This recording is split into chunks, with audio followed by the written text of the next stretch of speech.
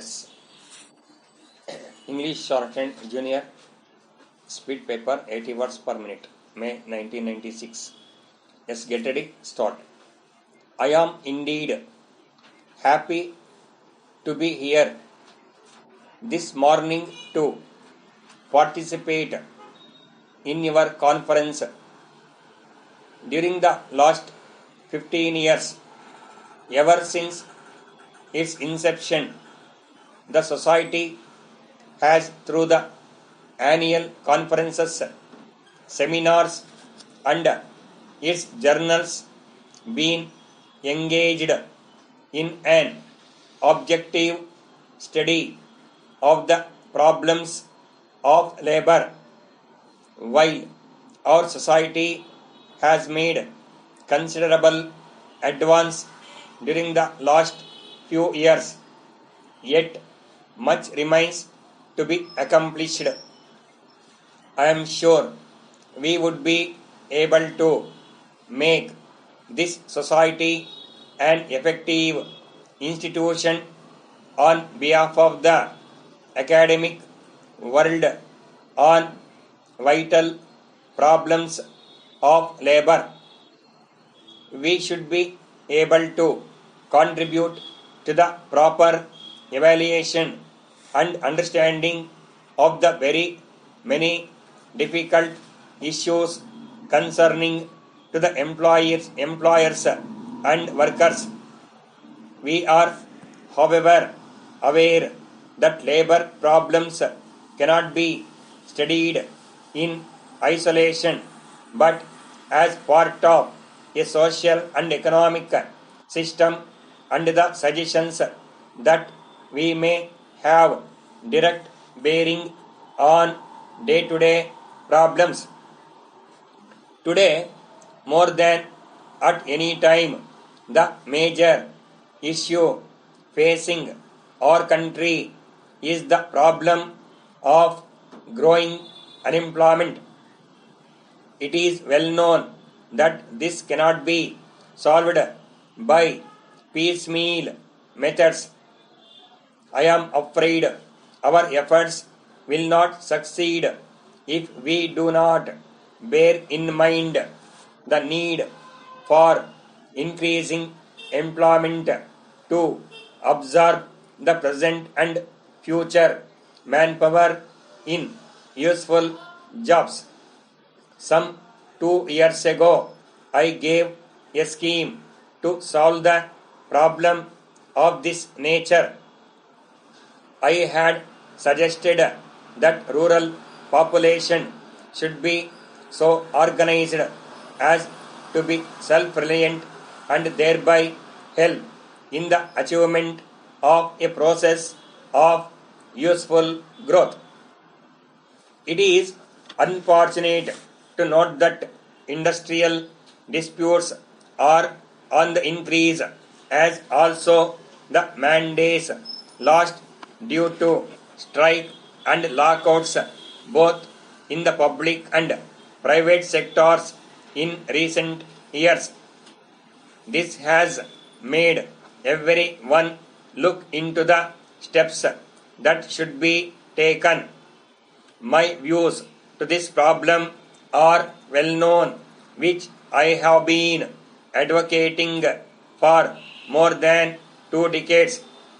As I study the industrial relations scene more, I am convinced all the more that the method that I have suggested can be tested with advantage. I am glad we are also discussing the general subject of wage-price relationship. I have always been pleading on the need for linking up of a wage, productivity and prices.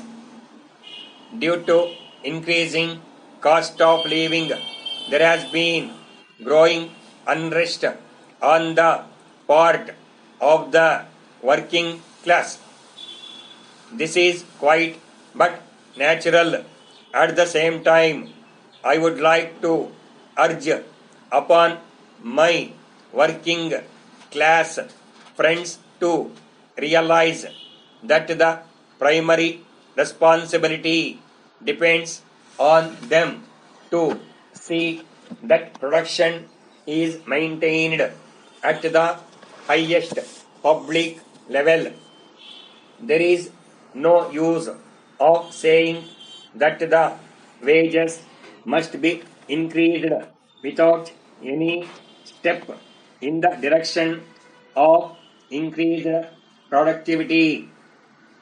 If the wage factor is not increased, the very system will not be able to adjust itself to the growing demands of labor. Our past experience has shown that the benefits of increased wages are offset by increase in the prices, which defeats the very purpose of rising wages. Here, I am sure we should be able to provide proper guidelines. It is needless to state the part played by the labor class in the direction of rising production. Therefore, I am of the opinion that greater attention should not alone be given on the production but on the welfare of the workers. Proper welfare arrangements like medical housing should be made. Dear sirs, we are in receipt of your letter dated 3rd instant, and we are indeed very sorry to note that the consignment of goods sent by us against your kind order of October 1st, 95 have all been damaged. In this connection, we would like to make the position very clear to show that due care and attention had been taken in the execution of your order. The goods in question had been securely packed by specially trained men of our dispatch section. A senior officer of our organization had personally supervised the packing and the loading of goods. This, we are sure, will convince you that the damage of goods have not been due to the negligence on our part. We presume that due to incent rains, the goods might have been damaged in transit. On the other hand, careless unloading also might have contributed to this. We are sure that you will appreciate that due precautionary measures had been taken by us at all stages, and the damage to goods might have been caused due to circumstances beyond our control. In the circumstances, we are unable to grant a 50% discount as demanded by you. However, having due regard to your long association with us for the past 10 years, we will allow 10% discount. This is the best we can do under the circumstances. Looking forward to your continued patronage. Yours faithfully,